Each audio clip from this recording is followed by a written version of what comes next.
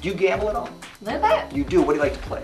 Blackjack. Oh, good choice. I love blackjack myself. If ever you're in a game, though, however, a blackjack game, and somebody comes up to you with a deck of cards that looks like this, I suggest you run the other direction. This is a mark deck. I know people don't normally tell you. This has got a tiny little blue spot on the back of the cards. That lets me know what the cards are as they pass by. It's hard to see, I admit, but it's marked in a second way.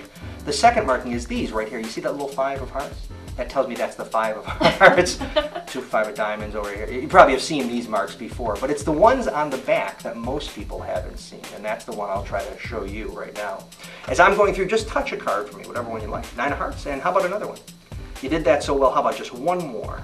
The Jack of Spades. Three cards. Sometimes when there's less cards, it's easier to see the markings on the back. For example, you see the little blue spot there?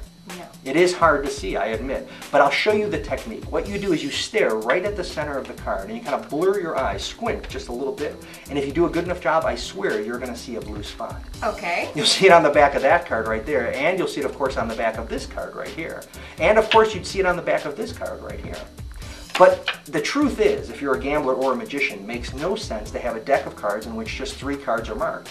What would make sense is if each and every one of the cards I was using was from a marked deck of cards. I mean, each and every one has that blue die on the back. Now, there is one problem. Let's say you're working for an educated audience. And what I mean by that is somebody who knows about a marked deck. If that occurs, they might come up to you and say, well, Paul, you're not much of a magician, you're not much of a gambler. They'd be wrong. Well, the truth is, they'd be right, because they know I'm using a marked deck, which is why for them, I never ever use a marked deck of cards. Go ahead, check it out.